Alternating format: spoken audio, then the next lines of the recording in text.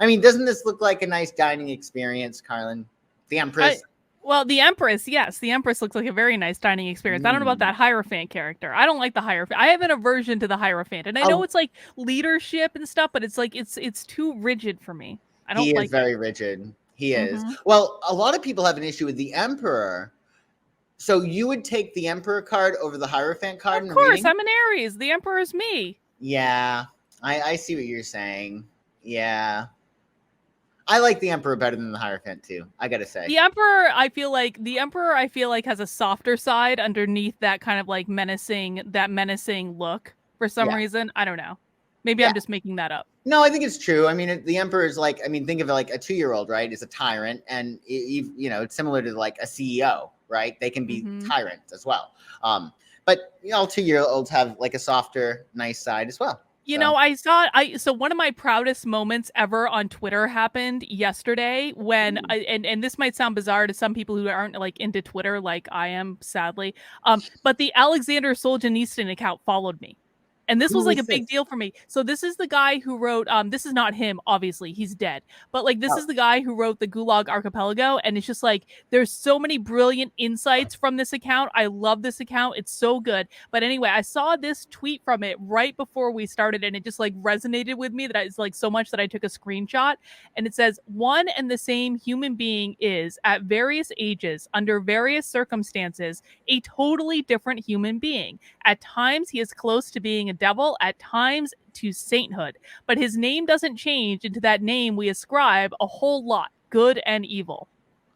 Ooh. I just loved that quote, and what you just said, and I don't even remember what you just said now, but like it reminded me of this quote.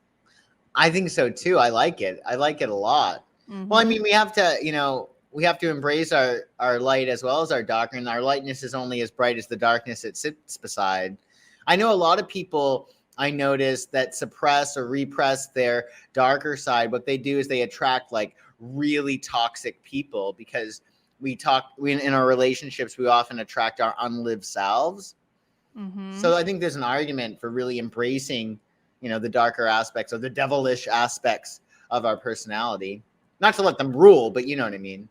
I mean, everyone has both darker and lighter sides to themselves. And I think like I really worry about these people who just put on this like public farce of being perfect all the time, because in private, they're losing their shit, and they're probably losing their shit on someone and not even realizing that they're losing their shit because they don't allow themselves to express that side of themselves. Am I wrong? I agree with you. Yeah. I mean, as long as they're expressing it, like even if they're being a monster in their private life, at least that's getting air. Because I think those people that even in their private lives suppress it and repress it, it's almost aligned with what I think has really come of age lately is this toxic positivity, which I think a lot of law of attraction people can unfortunately get into. It's like, no, don't be sad. Think of all you're grateful for. It's okay to be sad. And if you repress that sadness or that anger, you're courting trouble. Do you know what I mean? Like you got to keep the flow of energy from you, like the Temperance card. Like no matter what it is that you're feeling, you have to keep that flow and let go of anything dark so you can get to the light.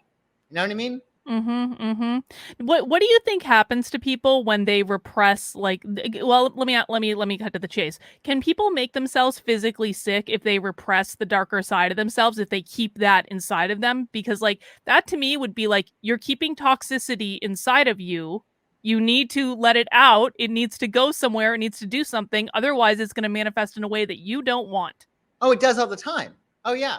I know somebody who got melanoma because he repressed his anger. And I think that especially now, which is interesting, especially with men right now, like straight white men, they are really needing to dance below the ceiling. So all of that like anger and frustration, they are compelled to repress it, and it does come out. It can come out. I've seen it come out as a melanoma. I've seen it come out as sclerosis. What's the word when you get those patches? Sclerosis? Cirrhosis? Cirrhosis is of the liver. Oh God, not psoriasis. No, not psoriasis. Yeah. Is it psoriasis? Am I right? Am I making that up?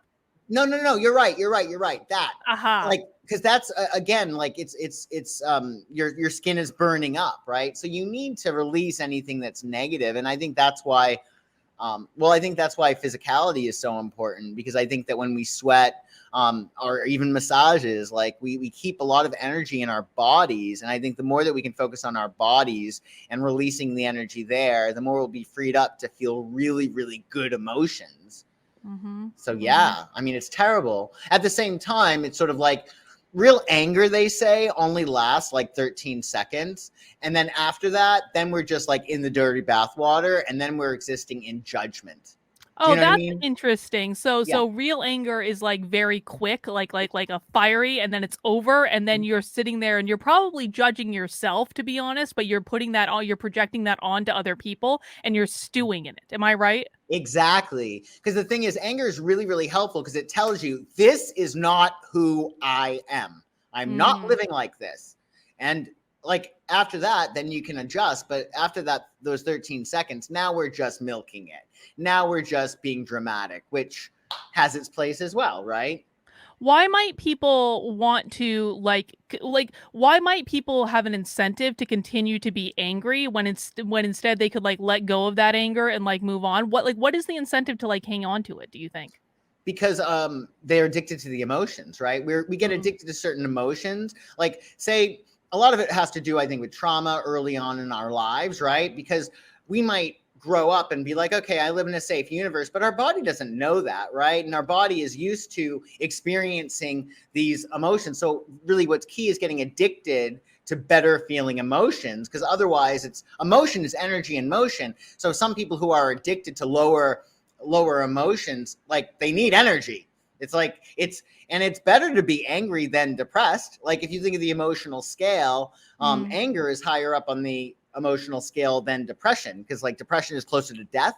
So it's better to be angry than depressed. It's better to like want revenge than to, be in this victim mode. Do you know what I mean? Well, wouldn't you say though, if you want revenge, aren't you still in victim mode?